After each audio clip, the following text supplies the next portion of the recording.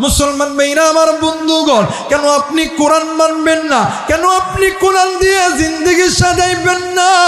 নাম শুনছেন ইমাম গাদালি রহমতুল্লাহ আলাইহি, আল্লাহর বান্দা ইমাম গাদালি রহমতুল্লাহ আলাইহি, তিনি একটা কিতাব লিখেছে। এই কিতাবটার নাম মাজালিসে গাজালি। ইমাম গাদালি রহমতুল্লাহ আলাইহি এই মাজালিসে গাদালির ভিতরে তিনি একটা ওয়াকিয়া বর্ণনা করেছে। ইমাম গাদালি প্রতিদিন রাত্রিবেলা তাহাজ্জুদ নামাজ পড়ার পরে আল্লাহর ডাক দিয়ে কইতো, আল্লাহ ও মালিক, তোমার দরবারে বলতেছি রে আল্লাহ, ও গো মালিক, তোমার দরবারে এমন কোন আমল আছে কি না যে আমলটা করলে আপনি আল্লাহ আমি ইমাম গাজালিকে জান্নাত দিয়া দিবে। এরে বাজার, এই কথা বলিয়া ইমাম গাজালি প্রতিনিয়ত রাত্রিবেলা ঘুমিয়ে যাইতো। কিন্তু বন্ধুরে, একদিন রাত্রিবেলা ইমাম গাদালি রহমতুল্লাহ আলাইহি ঘুমের গভীরে স্বপ্নে দেখে আমার আল্লাহ ইমাম গাদালি রহমতুল্লাহ আলাইহিকে স্বপ্নে দেখাইতেছিল, এরে গাজালি, তুমি না বলছিলা দুনিয়াতে এমন কোন আমল আছে কিনা যে আমল করলে আমি আল্লাহর জান্নাতে পাবা। আরে গাজালি, আমি আল্লাহ ওই আমলের কথা তোমারে বলবো, কিন্তু গাদালি রে, তোমার এই এলাকার ভিতরে আমি আল্লাহর একজন গোলাম, আমি আল্লাহর দোস্ত, আমি আল্লাহর বন্ধু মারা গেছে। আমার বন্ধু বড় গরিব, ঘর নাই বাড়ি নাই, নুন আনে নুন খাই, দিন আনে নুন আনে পান্তাবুর, দিন আনে দিন খাই। আমার ওই বন্ধুর দানাদার ব্যবস্থা তোমারে করতে হবে। ইমাম গাজালি ফজরের নামাজ পড়ার পরে এই বিরামপুরের চাইতে বড় একটা এলাকা, ইমাম গাজালি সকাল থেকে সন্ধ্যা পর্যন্ত প্রত্যেকটি এলাকায় ঘুরে ঘুরে ইমাম গাজালি খুঁজতেছে কোথায় কোনো মানুষ মারা গেছে নাকি। কিন্তু ভাই গো, ইমাম গাদালি রহমতুল্লাহ আলাইহি খুইদা দেখে কোনো জায়গায় কোনো মানুষ মারা যায় না। ইমাম গাদালি ঠিক দুপুর বেলা মাথার কাছে যখন সূর্য চলে এসেছে, ইমাম গাদালি ওই সময় চার রাস্তার মোড়ে আইসা দাঁড়াইছে। ওই চার রাস্তার মোড়ে দাঁড়াইয়া ইমাম গাদালি ডাক দিয়ে কই, আল্লাহ, মায়া কইরা ডাক দেন না, বলেন না আল্লাহ। আর একবার ডাক দেন না, বলেন না আল্লাহ।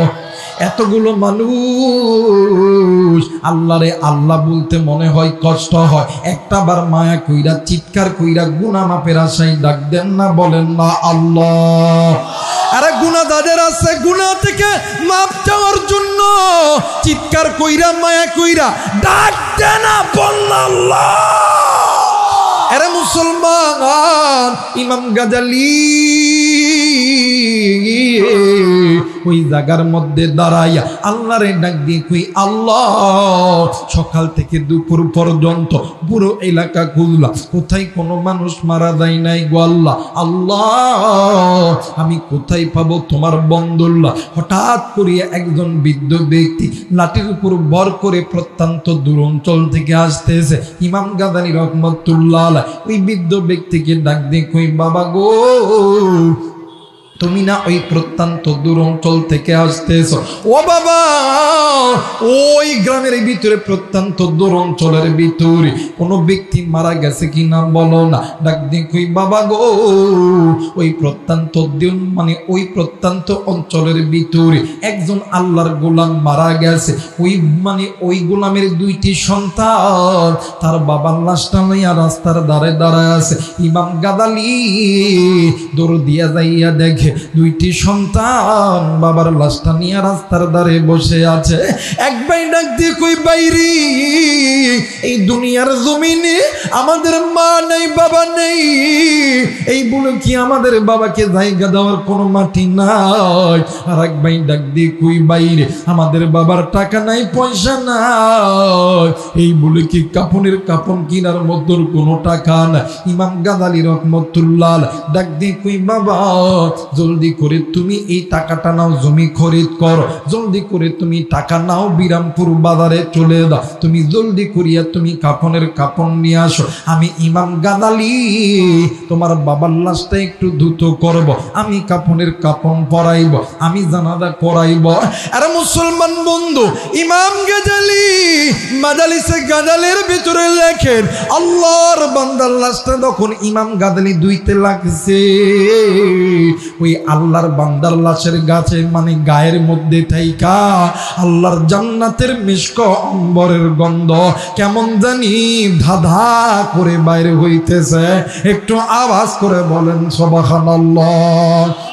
এই মুসলমান বাবাইরা রে আমার, এইবারে ইমাম গাদালি রহমতুল্লাহ আল্লাহর এই বান্দার জানাজা কমপ্লিট করেছে। কমপ্লিট করার পর এইবারে কবরে যখন লাশ যখন খাটিয়া দিয়া যখন লইয়া যাবে, ইমাম গাদালি নজর কইরা দেখে অন্যান্য কবরস্থানের দিকে যখন যাবেন দেখবেন কবরস্থা কেমন জানি, কবরস্থা কেমন জানি অন্ধকার অন্ধকার লাগে। ইমাম গাদালি ডাক দিয়ে কই, পৃথিবীর মানুষ, আমি যখন খাটিয়ার পালকিটা লইয়া যখন সামনে আসি, আমি নজর কইরা দেখি আল্লাহর জান্নাতের ফেরেশতারা ডাক দিয়ে কই, গাজালি আর দেরি করিস না, আল্লাহর বান্দাকে জলদি করিয়া আল্লাহর জান্নাতে ঢুকা দে। একটু আওয়াজ করে বলেন সুবহানাল্লাহ, আরেকবার বলেন সুবহানাল্লাহ।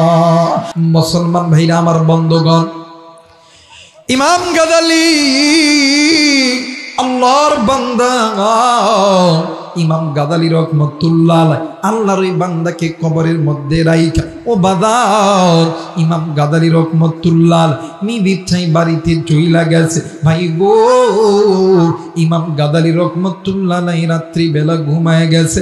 এরা বন্ধু, ইমাম গাদালি রহমতুল্লাহ সকাল বেলা ঘুম থেকে উঠিয়া ও বাদার জলদি কইরা চইলা গেছে আবার ওই মৃত ব্যক্তির বাড়িতে। ভাই গো, সকাল বেলা মৃত ব্যক্তির দুইটা সন্তান হুজুরে দেখিয়া ডাক দিয়ে কই, হুজুর আপনি এত সকাল বেলা আমার বাড়িতে কেন আইছেন বলেন না? হুজুর ডাক দিয়ে কই, বাবা গো, তোমার মাকে একটু ডাকো না, আমি তোমার মায়ের সঙ্গে কথা বলবো। ডাক দিয়ে কই, হুজুর কেন কেন বলো না? ডাক দিয়ে কই, বাবা গো, স্বামীর সবচেয়ে গোপন খবর থাকে স্ত্রীর কাছে। কথা বলেন কার কাছে? আরেকবার বলেন কার কাছে? মুসলমান ভাইরা আমার, বন্ধুগণ, ডাক দিয়ে কই, বাবা গো, স্বামীর স্বামীর সবচেয়ে গোপন খবর থাকে স্ত্রীর কাছে, তোমার মাকে একটু ডেকে দাও। ও বাবা, এইবারে মারে যখন ডেকে দেওয়া হলো, এইবারে ইমাম গাদালি রহমতুল্লাহ ডাক দিয়ে কই, মা গো, বলো তো দেখি তোমার স্বামী মানে তোমার স্বামী কি কোনো শিক্ষিত ব্যক্তি ছিল? ডাক দিয়ে কই, হুজুর আমার স্বামী তো একদম গন্ডমূর্খ, আমার স্বামী কিচ্ছু জানতো না।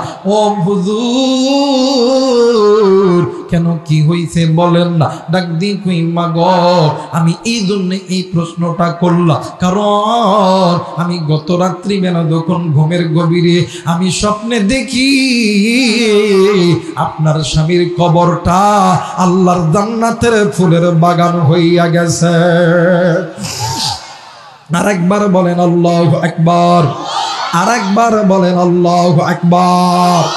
কোরআন মানলে কবর তো জান্নাত হইব, আল্লাহ দুনিয়াটাও রঙে সাজায় দিব। জোরে বলেন আল্লাহু আকবার। এই কোরআন শিক্ষা করতে যাইয়া আসহাবে সুফফার ভিতরে সাহাবীরা পর্যন্ত কষ্ট করছে। কথা কয় না কেন? আসহাবে সুফফার ভিতরে এমনও সাহাবী যারা দিন শিক্ষা করতে যাইতো, কেউ 7 দিন, কেউ 10 দিন, কেউ 15 দিন না খেয়ে থাকতো। আমার ভাইরা, হযরত আবু হুরায়রা রাদিয়াল্লাহু তাআলা আনহু থেকে বুখারীর হাদিস এসেছেন, একদিন এক ভিন্ন এক এলাকার মানুষ জিজ্ঞেস করছিলেন, বাবা গো, তোমরা যে এই আসহাবে সুফফার ভিতরে 7 দিন, 15 দিন, 10 দিন, 20 দিন, 1 মাস পর্যন্ত তোমরা যে না খেয়ে কোরআন শিক্ষা করো, তোমাদের কি কোনো কষ্ট হয় না? ডাক দিয়ে কই, বাবা গো, আমরা যখন রহমতের নবীর চেহারার দিকে তাকাই, আমাদের অন্তরের ভিতরে যত দুঃখ, কষ্ট, মায়া সব কিছু আমরা ভুলিয়া যাই। কোরআনুল দাম আছে না? কথা বলেন আছে না? দেখবেন রমজান মাস আসতেছে না বাবা? দেখবেন রমজান মাসে দেখবেন যারা রোজা রাখে, যারা মুত্তাকি, যারা দিনদার পরহেজগার, এদের কাছে কিছু মনে হয় না, আইলো আর গেল। আর যারা বাটপার এত কষ্ট, কথা কয় না কেন? আপনি শুধুমাত্র রোজা থাকলেই হবে না, সারাদিন রোজা রাখতে হবে, রাতের বেলা কিয়ামে দাঁড়াইতে হবে। শুধু দিনের বেলা মুখ মুজা রোজা থাইকা না খাইয়া মরার মতন, কথা কয় না কেন? রোজারও একটা রিজিক আছে, রোজারও একটা আহার আছে। রোজার আহারটা হইল তুমি রোজা রাইখা বেশি বেশি আল্লাহ তাআলার জিকির করবা, আল্লাহর কোরআন পড়বা, আল্লাহর ইবাদত করবা। ওই রোজাটা আল্লাহর কাছে কবুলিয়াত হবে। জোরে বলেন আল্লাহু আকবার। আর আপনি রোজা আছেন, আপনার জবান দিয়ে আল্লাহও নাই, বিসমিল্লাহও নাই, কিচ্ছু না, আপনি মগার মতন কথা বলেন। আপনার ওই না খেয়ে থাকাটাই ফল পশু। দেখবেন রমজান মাস আসলে মসজিদের মধ্যে লাইন ধরে, কথা কয় নাকি? আর দেখবেন যারা 5 ওয়াক্ত নামাজ পড়ে এরাই জায়গা পায় না, কথা কয় না কেন? বাপরে বাবার তারাবি 3G 4G লয়, 3G কয়জি 3G লয় 5G হবে এবারে। বাপরে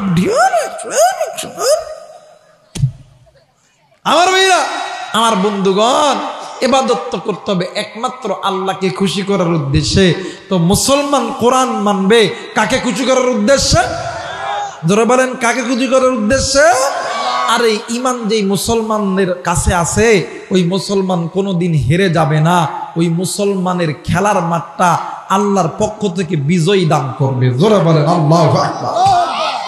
মুসলমান ভাইরা, আমার বন্ধুগণ, দেখেন এই কোরআন যে বান্দা বান্দি মেনে নেয়, আল্লাহ তাআলা এই বান্দা বান্দির ইজ্জত বাড়ায় দেয়। আর যেই কোরআন যেই সিনার ভিতরে থাকে, ওই কোরআনওয়ালা সিনা দুনিয়ার আগুন কেন, দুনিয়ার পানি কেন, আমার আল্লাহ জাহান্নামের আগুনে পর্যন্ত জ্বালাবে না। এই জায়গার ভিতরে স্কুল কলেজ ইউনিভার্সিটির ছাত্র ছাত্রী ভাই বোনরা থাকতে পারে, এই জায়গায় শিক্ষিত গুণধর ব্যক্তিত্বরা থাকতে পারে, ভাই গো অনার্স মাস্টার্স বিসিএস ক্যাডার বাইরা থাকতে পারেন গো বন্ধু, প্রাইমারি স্কুলের টিচার হাই স্কুলের টিচাররা থাকতে পারেন। আরে মুসলমান, ইতিহাস আপনি খুলে দেখবে, এই বিশ্বের ভিতরে যত মুসলিম পর্যটক ছিলেন, এর ভিতরে অন্যতম একজন পর্যটক হইলে আল্লামা ইবনে বদুদা রাহমাতুল্লাহ আলাইহি। ভাই গো, এই আল্লামা ইবনে বদুদা রাহমাতুল্লাহ আলাইহি এমন একজন আল্লাহর বান্দা, এই আল্লাহর বান্দা বিশ্বের জন্য যতগুলো দেশ আছে সমস্ত দেশেই আল্লাহর বান্দা ভ্রমণ করেছে। কিন্তু ভাই গো, এই আল্লামা ইবনে বদুদা রাহমাতুল্লাহ আলাইহি তিনি একদিন নদী পথে সফর করতেছিলেন। এরা মুসলমান আল্লাহর বান্দা নদী পথে সফর করতেছিলেন। হঠাৎ করে জোহর অথবা আসরের নামাজের সময় হইয়া গেছে। আল্লামা ইবনে বদুদা রাহমাতুল্লাহ আলাইহি নবীকে ডাক দিয়ে কই, নবী রে, এই জাহাজটা কোনো একটা কিনারে ভিড়িয়ে দাও, আমি আসরের নামাজের সময় হইয়া গেছে, আমি নামাজ আদায় করব। ভাই গো, জাহাজ কিনারে ভিড়াইবে, দূরবীন দিয়া দেখতেছিলেন। হঠাৎ করিয়া দূরবীন দিয়া নজর কইরা দেখে বিশাল একটা এলাকা দেখা যায়, যে এলাকার ভিতরে প্রত্যেক পাড়ায় পাড়ায় মসজিদ, আর মসজিদের মিনার কেমন জানি আকাশ সুই সুই বাব।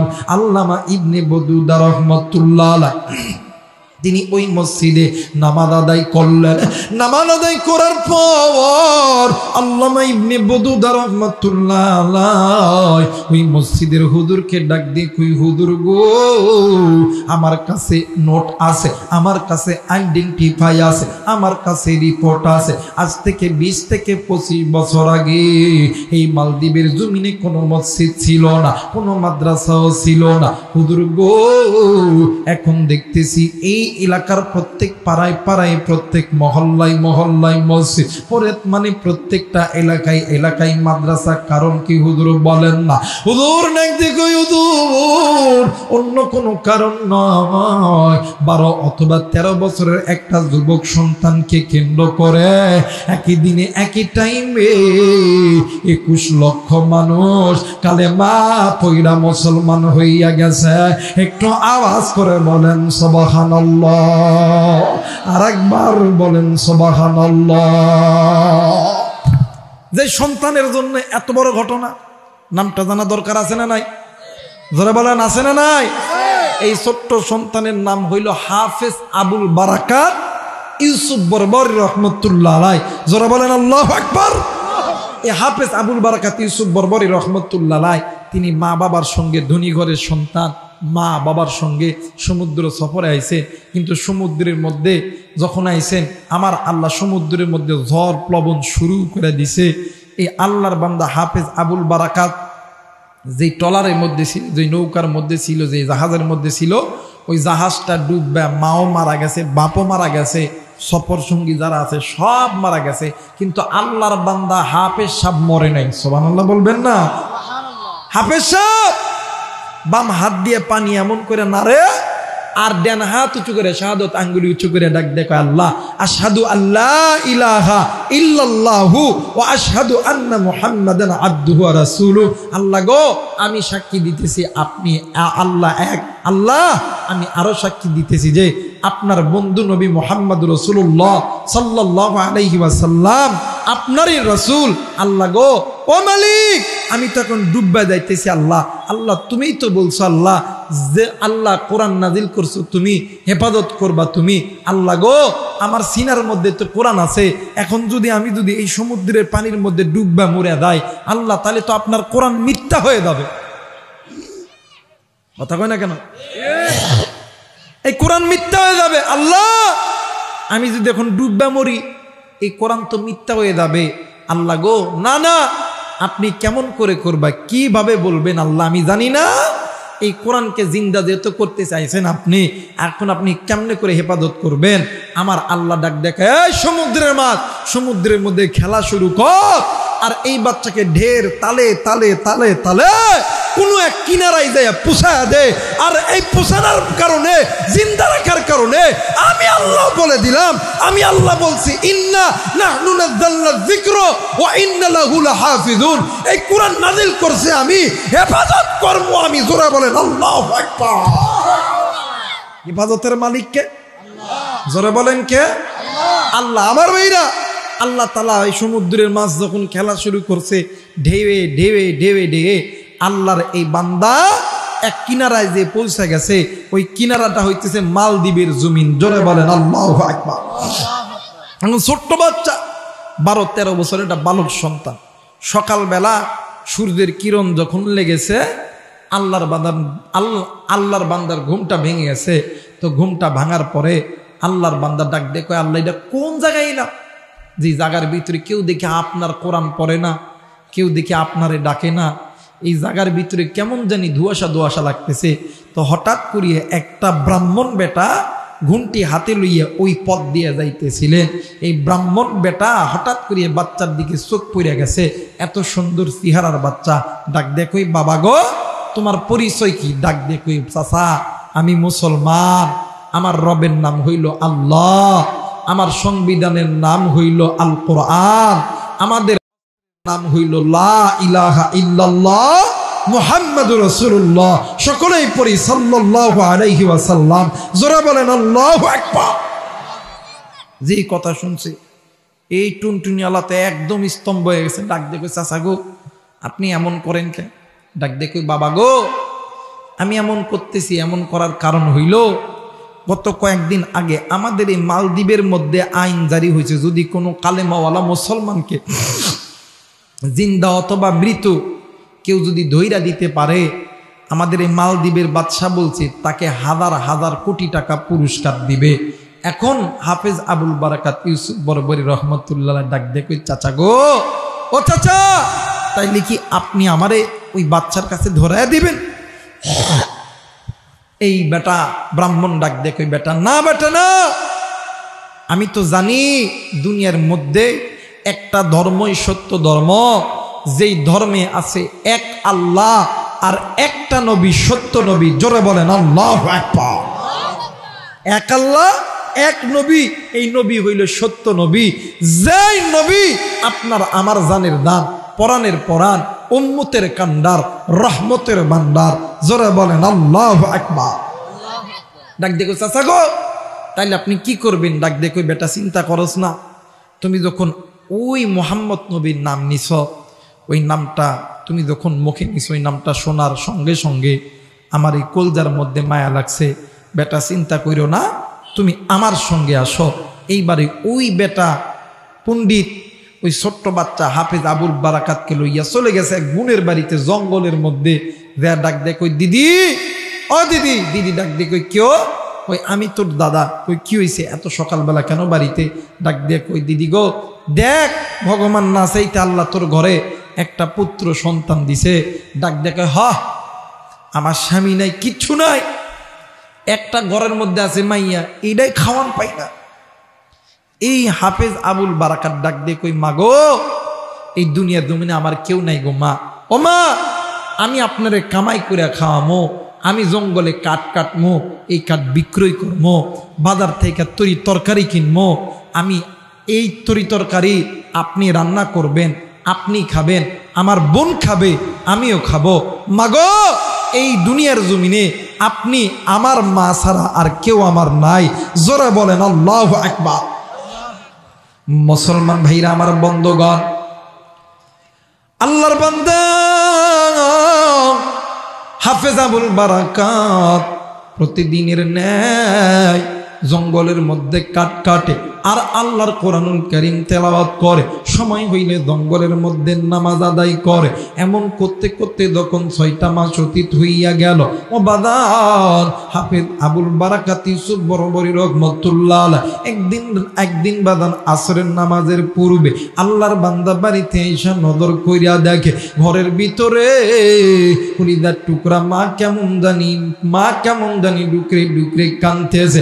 হাফেজ আবুল বারাকাত ইউসুফ বরাবরী রহমাতুল্লাহ আলাইহি ডাক দিয়ে কই মা গো, আপনি এমন করে কান্না করতেছেন কেন মা, বলেন না। ডাক দিয়ে কই বাবা গো, বড় মুসিবতের মধ্যে পড়ছি গো বাবা। ডাক দিয়ে কই কি মুসিবতের মধ্যে পড়ছেন বলেন না। ডাক দিয়ে কই বাবা গো, আমাদের এই মালদ্বীপের বাচ্চার নিয়ম হইল প্রতি 6 মাস অন্তর অন্তর এই মালদ্বীপের জমিনে ওই যে তুমি যে জঙ্গলের মধ্যে কাঠ কাটো, ওই জঙ্গলের ভিতরে একটা দোতলা মন্দির নির্মাণ করা আছে।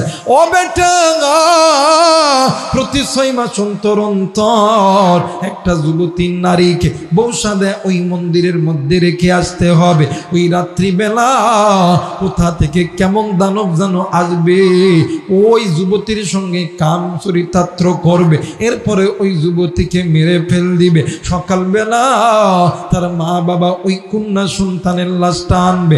ডাক দেখুই মাগো, সেইটা তো যার সন্তান লইয়া যাবে, এইটা তো তার মাথা ব্যথা, কিন্তু আপনি কাঁদেন কেন মা, বলেন না। ডাক দেখুই বেটা রে, আমি কাঁদি এই জন্য বাদশার আদালতে আমার কন্যা সন্তানের নামটা লেখা উঠে গেছে।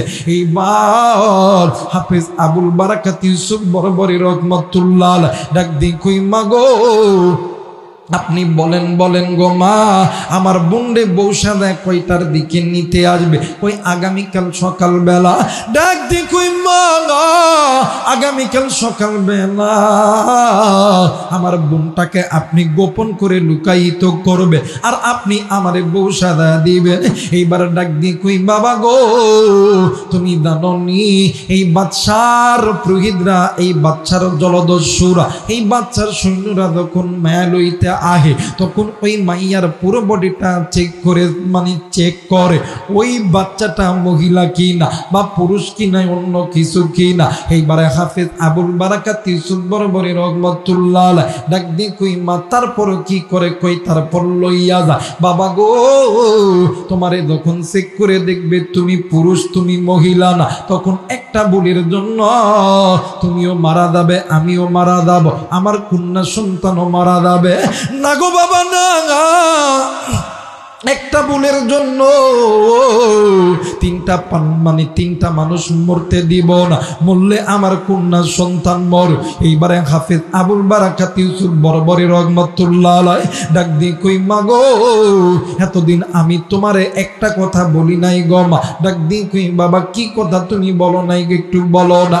ডাক দিয়ে কই মা গো আপনারা কিন্তু মা অনেক খোদা মানে, কিন্তু আমি কিন্তু অনেক খোদা মানি না, আমি খোদা মানি এক আল্লাহ।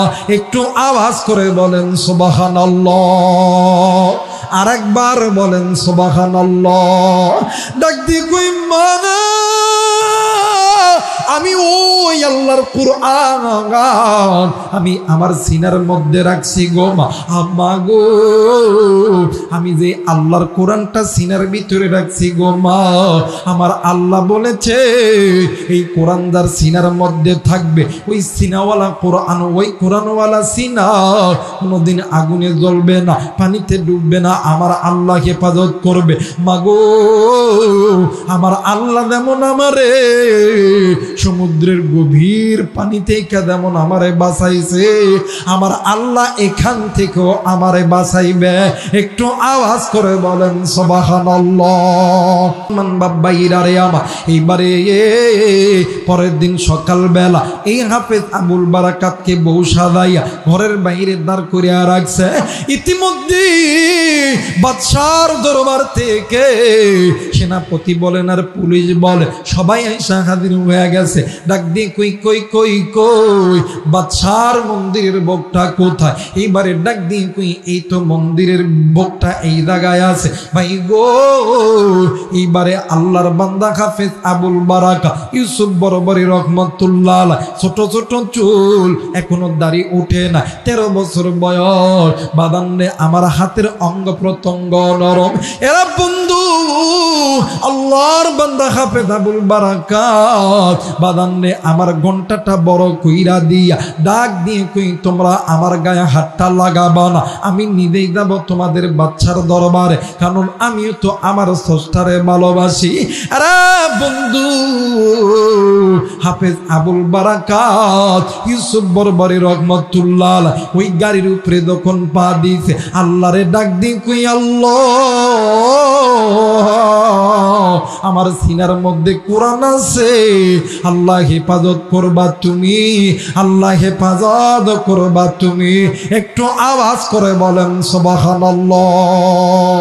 এ মুসলমান বাবাইরা রে আমার এইবারে গাড়ির ভিতরে একজন আর একজন রে কানা ঘুষা করে, দেখবো এই লোকটা কেমন, এই মানে এই যে মহিলাটা কেমন সুন্দর মহিলা। সেনাপতি ডাক দিয়ে কই খবরদার কেউ এই আল্লাহর বান্দির গায়ে হাত দিবা না, কেউ এই বান্দির গায়ে হাত দিবা না। ডাক দিয়ে কই কেন হাত দিব বলো না, কেন হাত দিব না বলো না। ডাক দিয়ে কই এই বান্দি নিশ্চয় একজন ভদ্র মহিলা, কারণ তোমরা জানো না অন্যান্য বাড়িতে যখন মায়া লইতে যায় তখন ওই মাইয়াটা কত রকম কান্না করে, কাপড় ছিঁড়ে যায়, চুল ছিঁড়ে যায়, কতই না কিছু আমাদেরকে পোয়াইতে হয়। আমার মন বলে এই মহিলা ভগবানের জন্যই মানে এই যে মহিলা ভগবানের জন্যই নিজের জীবনটা দেওয়ার জন্য নিজেকে নিজে সুপায়া দিতেছে।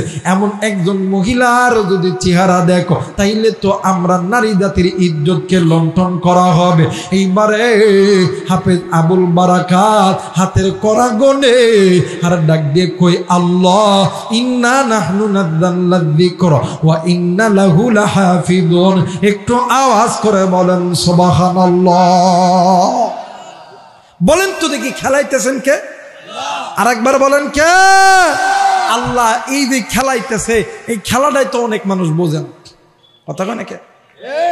আপনি যখন ছোট ছিলেন কেউ ছিল না, ছিলেন কে? কথা বলেন ছিলেন কে? এখন বড় হয়েছেন, আপনি ভাবছেন আপনি অনেক কিছু, কিন্তু কিচ্ছু না। কথা কেন কে আমার ভাইরা? হাফেজ আবুল বারাকাত নগের কারায় হাইতেছে আর বারবার বলতেছে ইন্না নাহনু নাযালনা যিকরা ওয়া ইন্না লাহু লাহাফিজুন।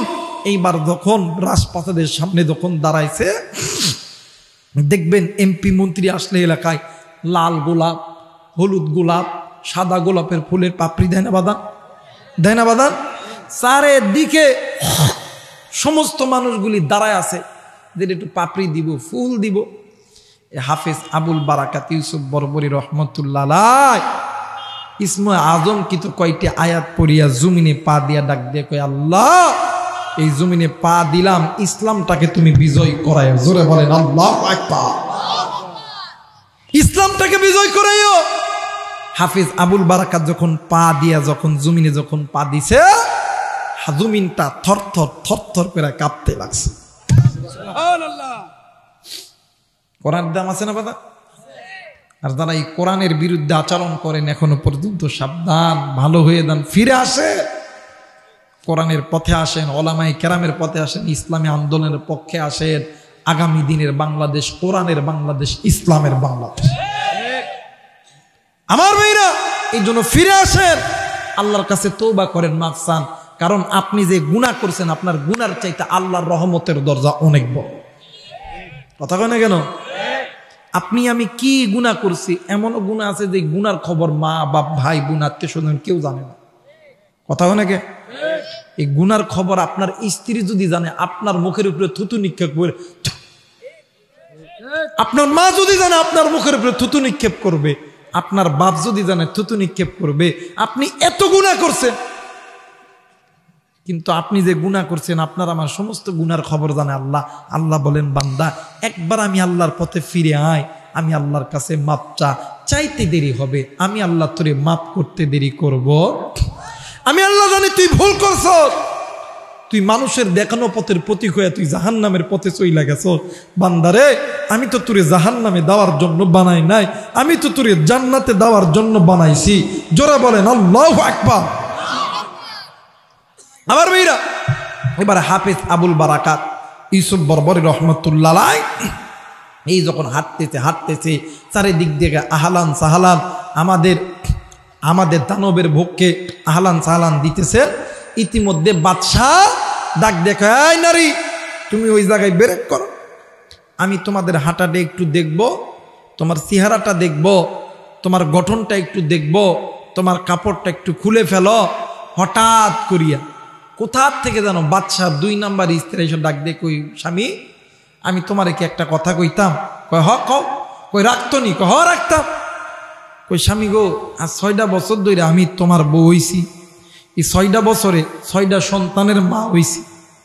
অন্যান্য নারীদেরকে মন্দিরে নেওয়ার জন্য যখন ঢুকাইতে লাগে কত চিৎকার করে, কান্না করে, কাপড় খুলে দেয়, কত কি বিশ্রী অবস্থা হয়ে যায়। কিন্তু স্বামী গো, এই নারীকে দেখে মনে হইতেছে এটা একদম ভালো একজন মহিলা। ও স্বামী, এখন যদি আপনি যদি এই মহিলাকে চেক করেন, তাইলে আমি নারী হয়ে বলতে পারি আমাদের নারী জাতির কলঙ্কের আমাদের নারী জাতির মুখে কলঙ্ক লাগবে। এখন বাচ্চা ডাক দেখো, ঠিকই তো, যা বিবি, তোরটা গ্যারান্টেড হয়ে দিলাম, বিনা চেক করা ছাড়াই মন্দিরের মধ্যে ঢুকায় দাও। আসতে কয় না সুবহানাল্লাহ? বিনা চেক ছাড়া মন্দিরের মধ্যে ঢুকায় দাও। খেলাইতেছেন কে? জোরে বলেন কে? আপনি যে ঘরের মধ্যেই গুনাহ করছেন, যেই জায়গায় গুনাহ করছেন, পানির তলে, ডাবের ভিতরে, ঘরের মধ্যে অন্ধকার জায়গায় গুনাহ করছেন, কেউ দেখেনি, একজন দেখছেন, তিনি কে? ওই আল্লাহ কিন্তু খেলাইতেছে। আল্লাহ কি খেলাইতেছে? তিনি আলিমুম বিযাতি সুদূর, তিনি হুয়াল হাইয়ুল কাইয়্যুম, তিনি সব জানেন, তিনি কিছু দেখতেছেন, তিনি তো বিচার দিনের মালিক হবেন। কথা বলেন ঠিক কিনা? মুসলমান ভাইরা আমার, বন্ধগণ, এইবারে হাফেজ আবুল বারাকাতকে চেক করা ছাড়া যখন ওই মন্দিরের মধ্যে যখন ঢুকায়া দিল, ও বাদান মানে সন্ধ্যা যখন ঘনিয়ে আসলো, যে যার মনে বাদান্নে আমার ঘরের দরজা বন্ধ করে দিল। রাত্রি 10টা যখন বেজে গেল, রাজ মন্দির থেকে এলানো হয়ে গেল আমরা সবাই ঘুমিয়ে যাই, আর একটু পরে দানব আসবে, যে যার মনে বাড়ি থেকে কেউ বাইরে হব না। এরা মুসলমান হাফেজ আবুল বারাকাত ইউসুফ বরবরি রহমাতুল্লাহ ওই মন্দিরের মধ্যে ঢোকার পরে ভাই গো আল্লাহর কাছে 2 রাকাত সালাতুল হাজতের নামাজ পড়িয়া আল্লাহর কাছে ডাক দি কই, আল্লাহ এই দুনিয়ার জমিনে মানুষ আর জিন তুমি তো তৈরি করছো রে আল্লাহ।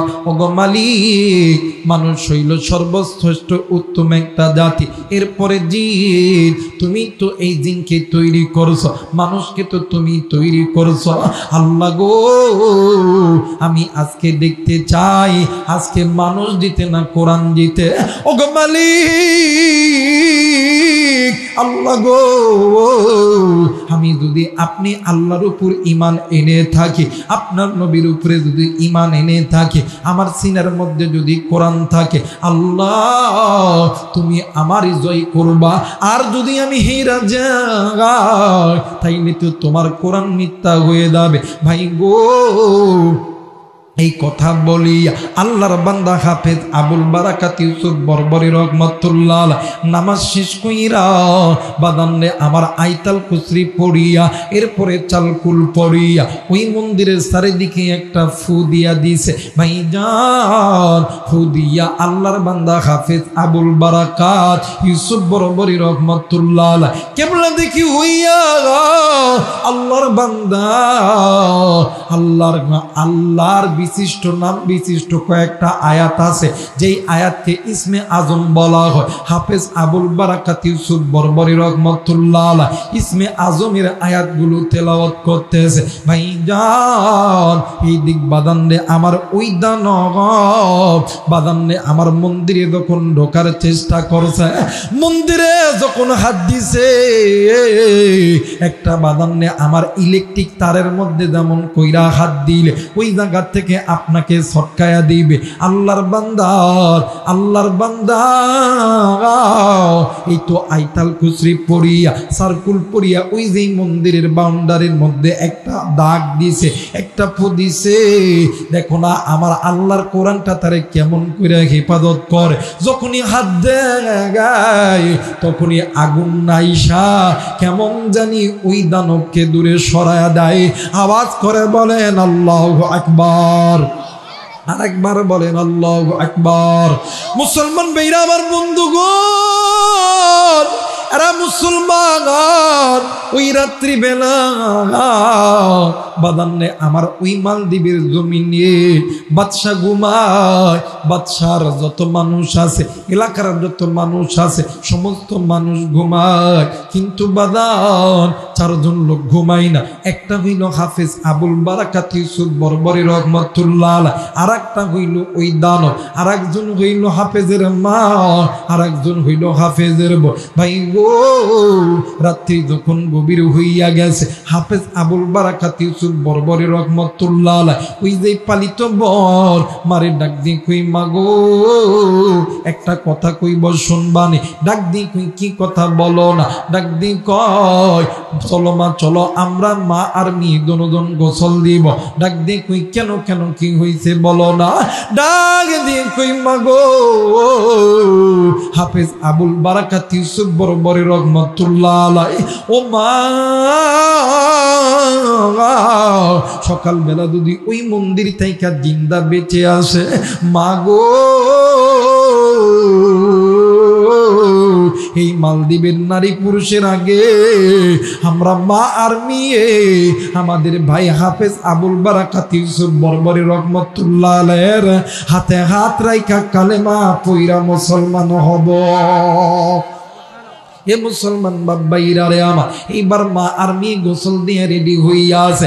এইবারে দানব বারবার চিন্তা করতেছে, কিন্তু বাদান ঢুকতে পারে না। এক পর্যায়ে দরজাটা ছিদ্র করিয়া দরজাটা ভেঙে ঘরের মধ্যে ঢুকছে। হাফেজ আবুল বারাকাত ইউসুফ বরবরী রহমাতুল্লাহ আলাইহি এক ডাকে ডাক দিয়ে কইতেছিল, আল্লাহ কোরআন নাযিল করছো তুমি, আল্লাহ হেফাজত করবাও তুমি। ভাই গো বাদান রে আমার, এই দানবটার একটা কৌশল ছিল।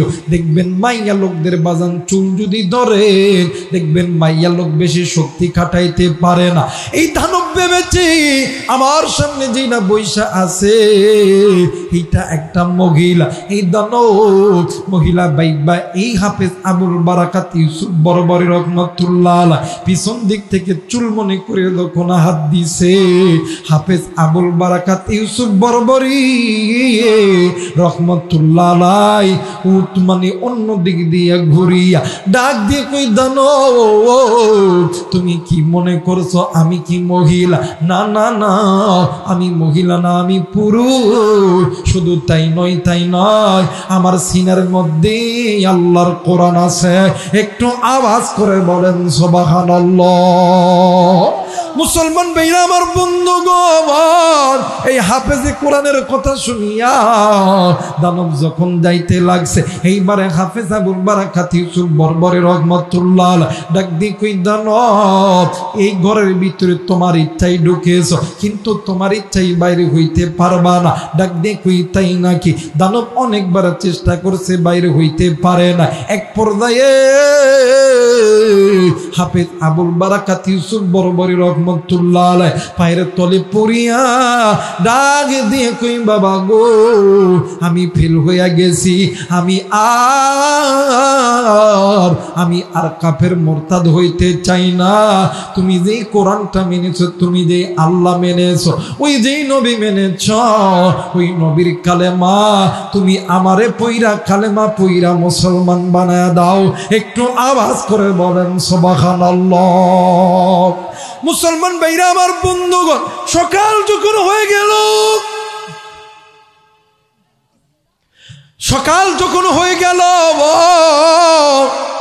এই মন্দিরের দরজা যখন খুলতে গেছে, দেখে ওই ঘরের ভিতরে মাইয়া লোককে রাখছে, কিন্তু ঘরের মধ্যে মাইয়া লোক নাই। ওই ঘরের মধ্যে একটা পুরুষ সন্তান বৈশা। সমস্ত মানুষগুলি অবাক হয়ে গেছে, এলাকার মানুষগুলি অবাক হয়ে গেছে। ওই আল্লাহর বান্দাকে আবার নিয়ে যাওয়া হয়েছে বাচ্চার দরবারে।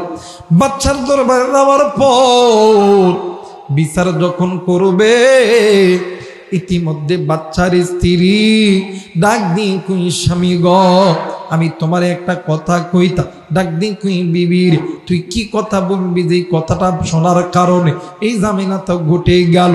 আমি যদি এই সন্তানকে যদি চেক করিয়া ঢুকাইতাম, তাইলে তো আর এই বিপদটা পোহানো লাগতো না। আরে মুসলমান, ডাক দিয়ে কই, স্বামী গো আমি গত রাত্রি মেনে একটা স্বপ্ন দেখেছি। অগো স্বামী, আমার সামনে একটা ছোট্ট বাচ্চা, এক হাতে স্বর্ণের থলে আর এক হাতে আগুনের থলে। অগো স্বামী, এই দুইটা থলে আনছে, কোনটা থলে তুমি খাবা তুমি বলো না। আমি তখন বলছি আমি আগুন খাবো না, আমি সোনা খাবো। ওই সোনার যে থালাটা, ওই থালা যখন আমার হাতে দিয়েছে, আমি যখন সোনা টান দিছি, ওই সোনার প্লেটের গায়ে লেখা আছে লা ইলাহা ইল্লাল্লাহু মুহাম্মাদুর রাসূলুল্লাহ, লা ইলাহা ইল্লাল্লাহু মুহাম্মাদুর রাসূলুল্লাহ। এই কথা যখন বলেছি, মালদ্বীপের বাদশাহ ডুকরে ডুকরে কান্দে আর ডাক দি কই, বিবি রে তুই যে স্বপ্ন দেখছিস, আমি তো একই স্বপ্ন দেখছি। এরে বিবি এখন কি করব বল? হাফেজ আবুল বারাকাত ইউসুফ বরবরী রহমাতুল্লাহ ডাক দিয়ে কই, বাদশা গো এর দ্বারা আমার আল্লাহ বুঝাইছে ওই স্বর্ণের তোলা হইল জান্নাতের পথ, আর আগুনের থোলাটা হইল জাহান্নামের। ওগো বাচ্চা, দুনিয়াতে যদি বাদশাহী যদি করতে চাও, তোমারও একজন বাচ্চা আছেন, তিনি হইল আমার আল্লাহ। ওই আল্লাহকে স্বীকার করো, ওই নবীকে স্বীকার করো। দুনিয়াতেও তুমি বাচ্চা হইয়া থাকবা, আখিরাতেও বাচ্চা হইয়া থাকবা। একটু আওয়াজ করে বলেন সুবহানাল্লাহ। মুসলমান ভাইরা আমার বন্ধুগণ, ওই একই দিনে একই টাইমে মালদ্বীপের জমিনে 21,000 নারী পুরুষ আল্লাহর বান্দার হাতে কালেমা পইরা মুসলমান হইয়া গেছে। একটু আওয়াজ করে বলেন সুবহানাল্লাহ।